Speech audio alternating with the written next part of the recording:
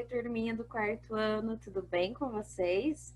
Eu sou a professora Louise e hoje eu vou acompanhar vocês na aula de História. Vamos lá? Na aula de hoje, então, nós vamos olhar alguns conteúdos, né? Nós vamos iniciar, então, o livro didático de volume 4 e vamos trabalhar o capítulo 7, nas páginas 3 até a página 6. E também faremos as atividades da página 4 desse mesmo livro.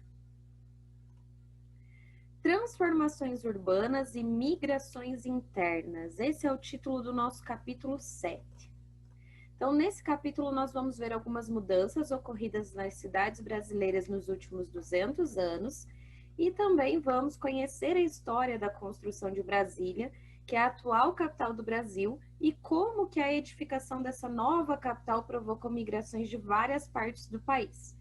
Essa aula nós vamos ver apenas um pedacinho desse capítulo 7. E nas aulas seguintes nós vamos conhecendo um pouco mais. Como eram as cidades brasileiras há 100 ou 200 anos atrás? E como serão as cidades do nosso país no futuro? Você já chegou a pensar nisso? Você já conversou com as pessoas mais velhas que estão aí na sua casa, que você conhece? E já perguntou para elas se as cidades continuam iguais, assim como eram na época delas?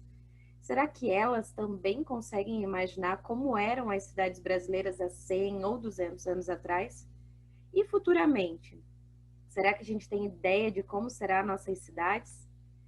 Então aqui, né, na página 4 lá do nosso livro de história, tem uma atividade bem legal que está lá no Diga Aí. Então, ali diz para a gente ler atentamente a reprodução de um cartão postal que foi criado pelo artista francês Jean-Marc Cotet Villemar e os textos verbais correspondentes. Então, aqui nós temos a imagem, embaixo nós temos ali a referência dessa imagem, né? O nome do autor, o nome do cartão postal, né? Que é França no ano 2000, estação de táxi aéreo, 1899, um cartão postal Color. E no segundo trechinho diz assim: essa imagem revela como o artista francês, em 1899, imaginou que seria uma cidade do futuro no ano 2000. Lembrando que nós estamos já em 2020, né?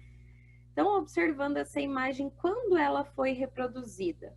Então, ela foi reproduzida em 1899 e era uma imagem que imaginava o ano 2000. Que ano o artista escolheu para representar o futuro? Então, ele escolheu os anos 2000 para representar esse futuro.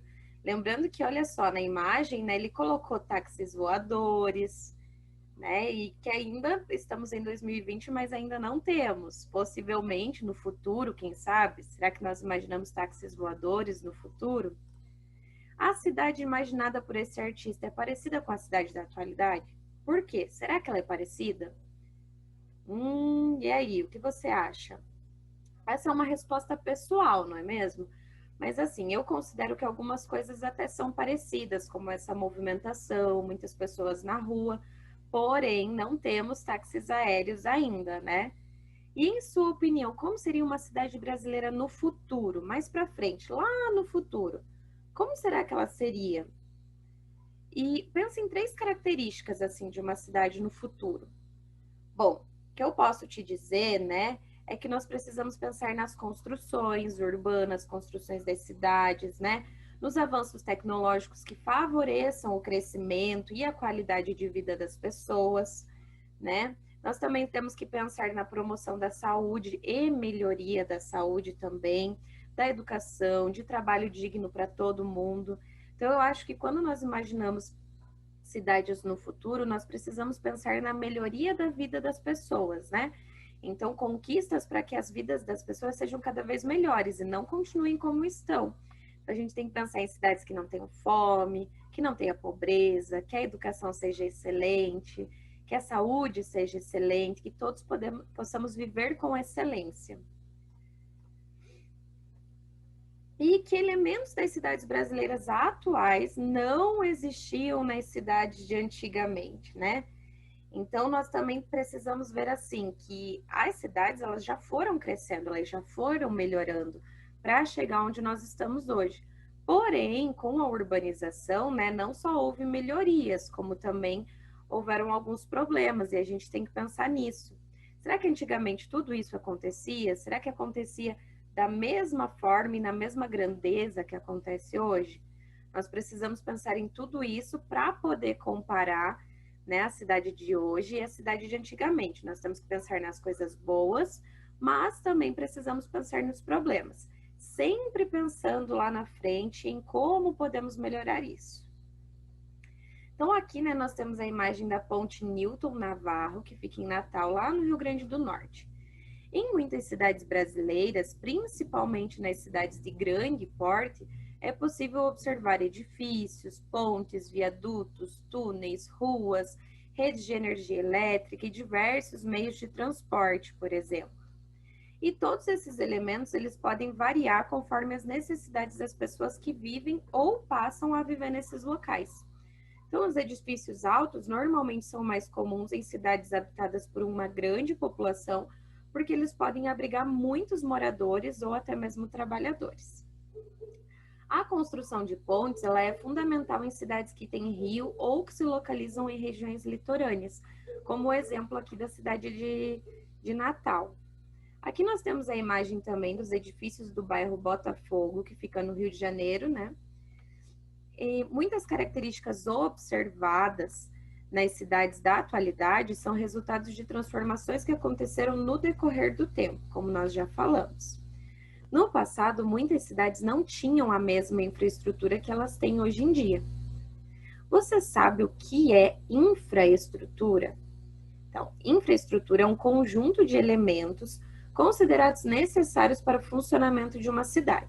Por exemplo, redes de água potável, de tratamento de esgoto, sistema de iluminação pública, edifícios, escolas, creches, hospitais, espaços culturais, sistema de transporte público, pontes, ruas, rodovias.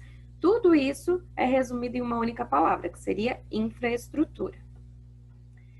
Um exemplo de transformação na infraestrutura da cidade é a iluminação das ruas.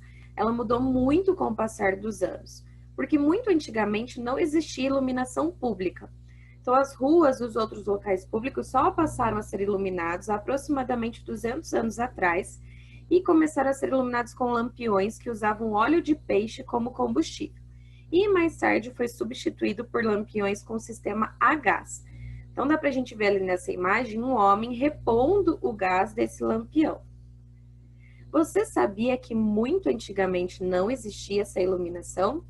Os lampiões eram acesos manualmente todas as noites por trabalhadores contratados somente para isso, os chamados acendedores de lampiões. Então, aqui nós temos duas imagens, né? Nós temos a foto da rua Barão do Cerro Azul, da cidade de Curitiba, no fim da década de 1910, e hoje em dia, né, no ano passado, a foto de 2019. Nós podemos ver ali na década de 1910, alguns postes de iluminação bem lá no fundo, mas que também nem chegavam a serem altos, eram postes baixos. E aqui em 2019 nós já vemos uma quantidade maior de postes, esses postes são mais altos e são referentes à energia elétrica. A iluminação pública, o que é? É um serviço que tem o objetivo de fornecer luz artificial a locais públicos no período da noite ou até mesmo durante o dia, se for preciso. Então, uma breve história da iluminação no Brasil. Antes da chegada dos portugueses às terras, né, do Brasil, os indígenas usavam fogueiras e a claridade da lua como fonte de iluminação. Quando os portugueses chegaram e então começaram a surgir as primeiras cidades no Brasil, a população passou a usar vela, mas essas velas eram feitas com gordura animal e elas eram utilizadas para iluminar o interior e a fachada das casas.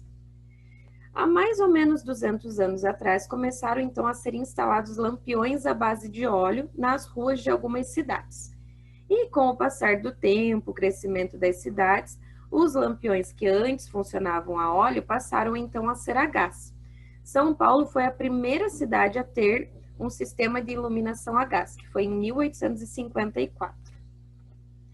Com a invenção da lâmpada elétrica em 1879, a iluminação pública de muitas cidades no mundo foi mudando. E no Brasil, a primeira cidade a ter iluminação elétrica foi a cidade de Campos, que fica no Rio de Janeiro. E isso aconteceu em 1883.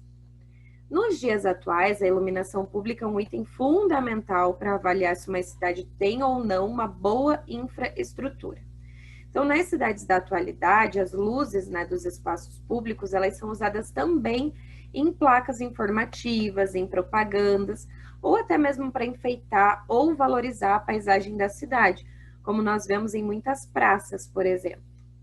Pessoal, essa foi a nossa aula de história de hoje. Quanta coisa nós já conseguimos aprender sobre a iluminação pública, né? Sobre essas novas tecnologias aí que foram surgindo e essas novas invenções. Um super beijo e até a próxima aula!